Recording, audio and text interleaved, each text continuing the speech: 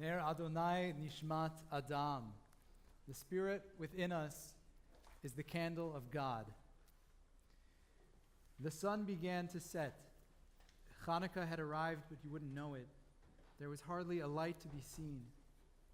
A boy and his father shivered, huddling together against the frigid December air. It was the dead of winter in Auschwitz-Birkenau. The father reached into his pocket, removing and unwrapping a thin margarine ration and a match. "What are you doing, Papa? That's the only food we've gotten today." But as his father molded that margarine into a shape approximating a candle as best he could, he turned to his son and said, "My child, we know that you can live for 3 days without water. We know that you can live for 3 weeks without any food. But you can't live for even 3 seconds without hope." The proverb of King Solomon, "The Spirit within us is the candle of God." I confess that I have always found this proverb very difficult to understand. But here's one thing that it might mean. We all carry this candle within us, and it burns with the promise that goodness and love will prevail in the world. We fuel that candle with our hopes and kindle it with our passion for justice and our compassion for others. It is our job, therefore, to keep our candles burning, to bring their light into the world. How difficult that can be. Our world has never been a perfect place, but this year it feels particularly dark and cold and confusing. 1,000-year storms, so they say, 1,000-year storms are not supposed to come several at a time. It used to be that hate would hide behind white hoods, and now those hoods have come off in the public sphere. We expect our elected leaders to show moral courage, but instead we've been greeted with equivocation, falsehood, cruelty. In short, the moral order seems to have caved in upon itself. How disorienting, how surreal this alternate reality of alternate morality and alternate facts. How easy it is to tune out, to disengage, to dismiss as absurd. Keeping our moral compass pointing north can be especially difficult at a time like this. And I know that all of us have felt angry or scared or sad this year. I don't care your politics. This year has been one of equal opportunity outrage. How can we let that passion burn and rage for the good without us burning out? How can we stay awake and attentive when the news cycle inundates us with one indignity after another? How can we resist throwing our hands up in the air and just checking out entirely? It's pretty easy to do. Dr. Eboo Patel, who is the founder and CEO of the Interfaith Youth Corps, observes that moral outrage often ends up shedding more heat than light on a problem.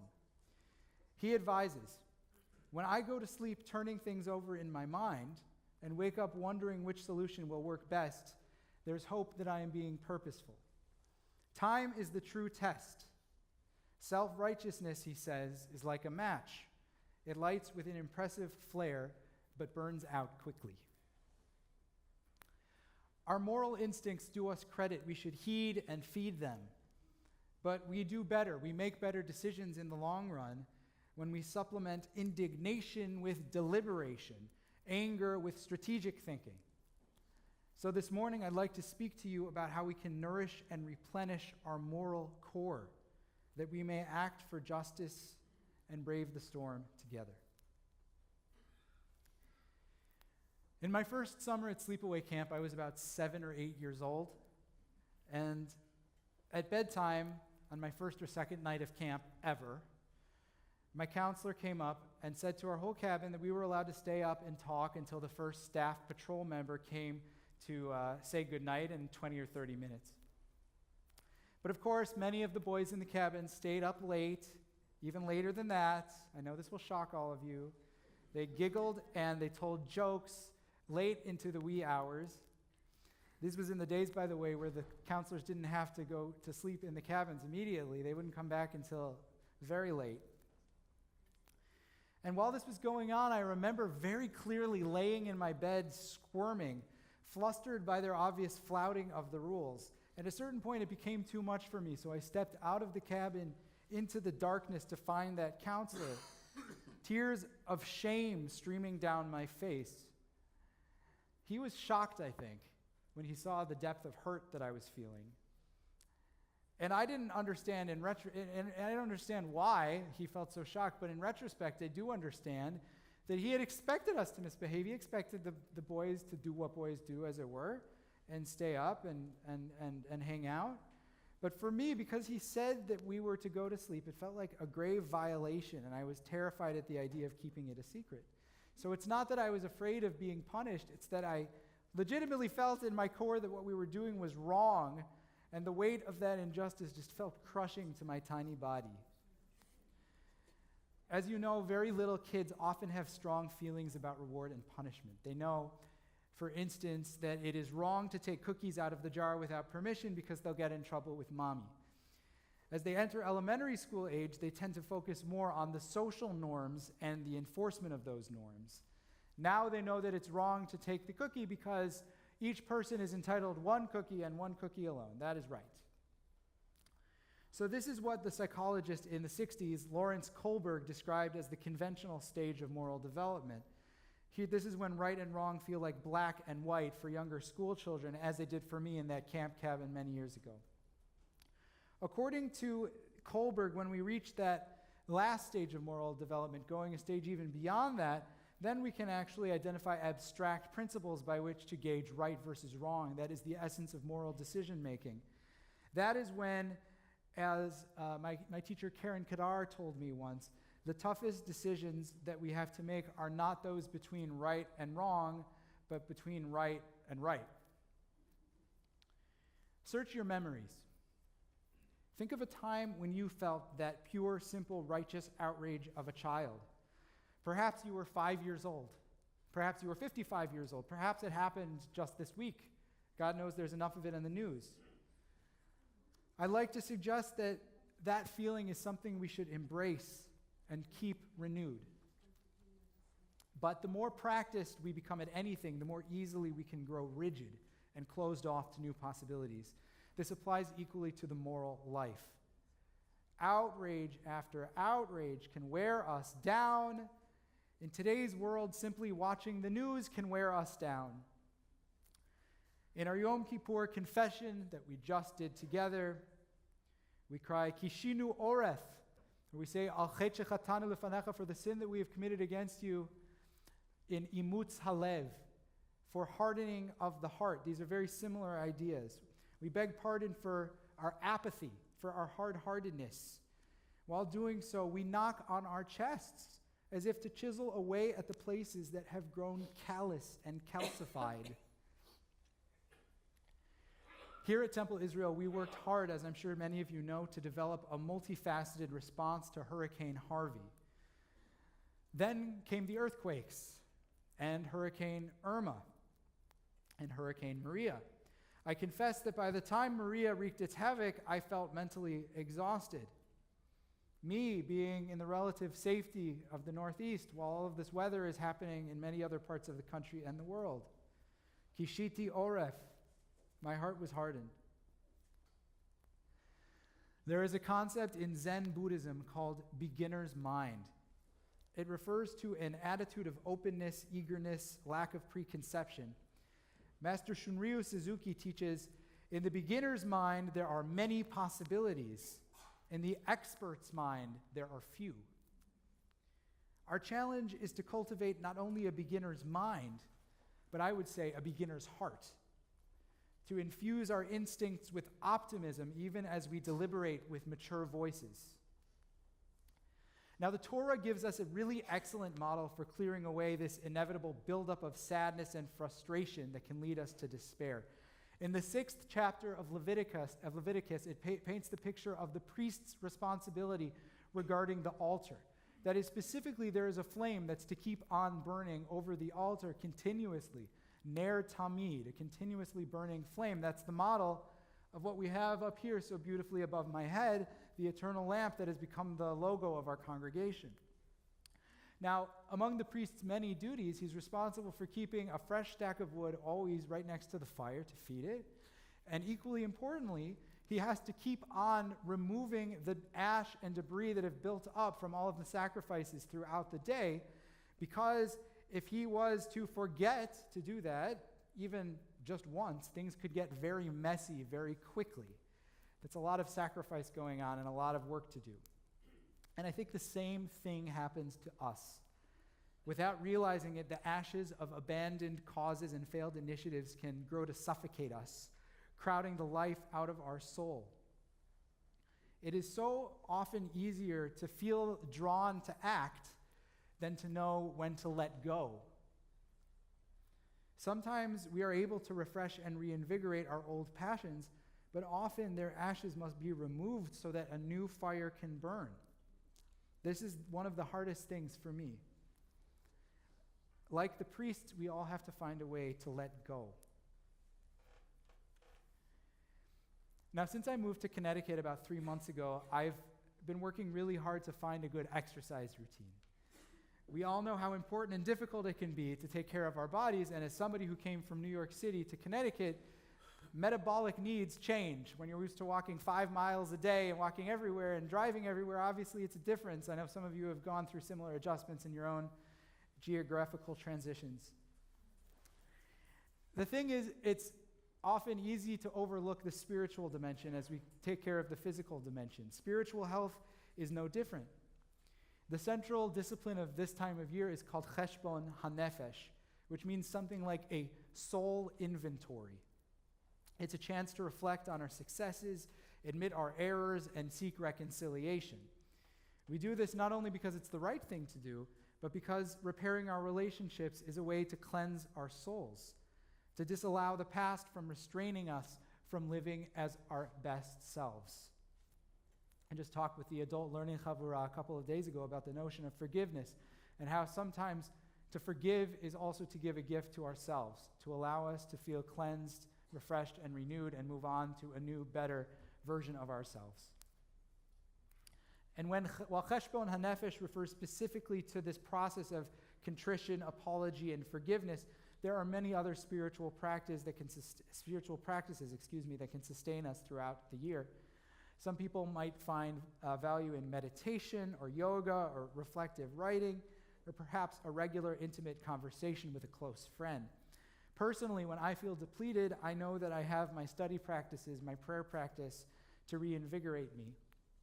To paraphrase our ancient Rabbi Shammai, Aseh Toratcha Keva, whatever your practice, make it a regular practice. But even that is not enough. As we cultivate a beginner's heart, we must supplement it with reasoned, critical decision-making. Otherwise, righteousness too easily gives way to self-righteousness. But how can we know what to do, whom to help, where to start, when the world is so full of problems? I'm going to suggest that for us Jews, it has everything to do with the stories that we share, the stories that we tell. Perhaps you've heard the word Haggadah, or properly Haggadah. And now maybe you're searching your mind to think, where do I know that word from? It's because it refers to the dramatic script that we together bring to life around the Passover table every year. It's the story of the redemption from Egypt, liberation from bondage into the freedom of finding the promised land. The Passover experience, as we also discussed recently in this adult learning group, is about the moral experience on every level. Telling the story of Passover time and time again is a chance for Judaism to appeal to our narrative history, our mythology, for moral clarity. In other words, these are not supposed to be stories that we tell because they're good stories. They're supposed to be stories that we tell because they awaken in us something practical, something real about today. If you read through the Torah, and we do that every year, but if you pay attention, every single Torah portion around the book of Numbers and Deuteronomy, you'll get about 30 or 40 repetitions of the notion that you must be kind and not oppress the stranger, the foreigner, for we ourselves were foreigners in the land of Egypt. Why do we need to read this over and over again?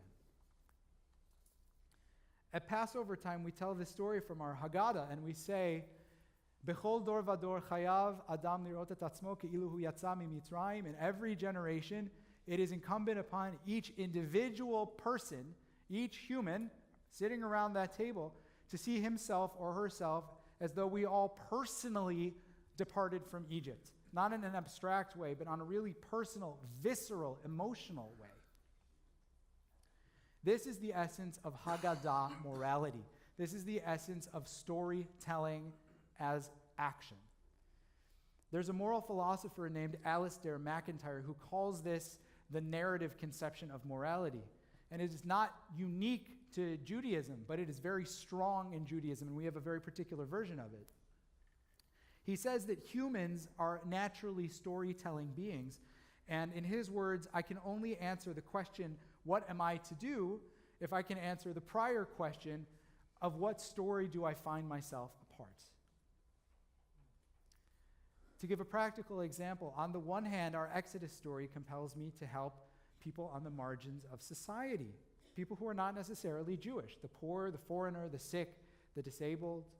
Many of these people may be total strangers to me. On the other side, Bechol dor vador, the commandment to every single Passover see ourselves as though we left Egypt, compels myself to think about the special allegiances that I have to my family, to the Jewish family, to our local community, to our country. The truth is that in the 21st century, we all live within many stories. And that's one reason why, whether you want to donate to JDC or AJWS, your donations are Jewish. Your decisions are informed by Jewish values. Now, I don't have to tell you that this month our continent has suffered devastating hurricanes. Billions of dollars in damage in Houston and the surrounding area, entire Caribbean islands laid waste, devastating earthquakes in Mexico. So what do? How do we respond? Should we give to the Red Cross, to the Jewish Federation, to a nonprofit organization? We all know that there are so many people who would seek to profit at times of devastation. We want to be careful. What should we do? Should we find a way to help Mexico City because more lives were lost, or Puerto Rico because the devastation feels somehow more connected to our lives? In an endlessly interconnected world, our circles of responsibility stretch further than ever before. Maybe you feel this, that since the rise of social media, we feel even bigger circles of connection. But the truth is that despite the fact that we live in a globalized society, our circles of responsibility can never stretch infinitely far. And in a world of limited resources, I'm going to suggest to you that it can never be moral to love everybody equally. It can never be moral to love everybody equally. So, what do? We have to balance the compassion that we feel with the strategic thinking and find that moral clarity so we can avoid burnout. And I'm going to end by suggesting a few questions. And this will be posted also on the website if you'd like to take a look at it or send it to anybody else. A 5-step process that we can go through when we're trying to figure out what the heck to do in this world. So, step 1. What is the right thing to do? What do our instincts tell us needs to happen? What do experts and those affected recommend? 2, take a step back and ask, am I a part of this story? Do I feel that the problem is in some sense mine or ours, whatever that means? Now, last week, New York Governor Andrew Cuomo flew down personally to Puerto Rico to deliver aid. He did not, of course, visit Houston or St. Thomas or Mexico City. Why? In his words, and I'm reading from his own statement, Puerto Rico is part of the New York family, and we stand with our Puerto Rican brothers and sisters as they begin to rebuild after the devastation of Hurricane Maria. In other words, he feels that Puerto Rico is part of his New York story. So that's number 2. Am I a part of the story? Number 3, if I am not a part of the story, should I become part of the story? Now, you and I may not know anyone in Puerto Rico. Perhaps you do, but many of us probably do not. But even so, perhaps we are simply moved to help because, to paraphrase Edmund Flegg, in every place where suffering weeps, the Jew weeps. At every time when despair cries out, the Jew hopes. Step 4. What is the opportunity cost? All else being equal, every dollar we spend on a given cause or time that we spend supporting something is a dollar less, a minute, an hour less going somewhere else. Empathy is a powerful call to action, but it can also lead us to prioritize our time and giving in ways that we may later regret. We must tread carefully. And if you disagree with me, that's great. I actually disagreed with me at the beginning before I read a book called Against Empathy by a philosopher named Bloom, which has a lot to critique about the ways that our hearts move us to do certain things.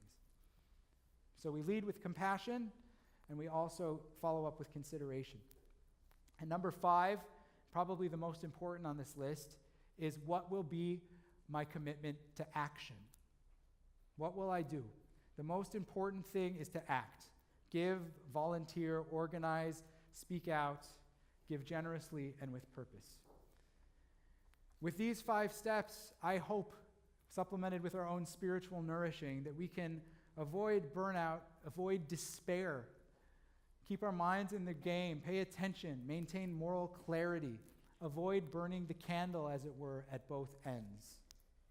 And that is crucial because the challenges of today call for considerable moral clarity, and I would say even greater moral courage. The new year and this new world, at least for now, require this of us. Ner Adonai Nishmat Adam, says the proverb. The spirit within us is the candle of God.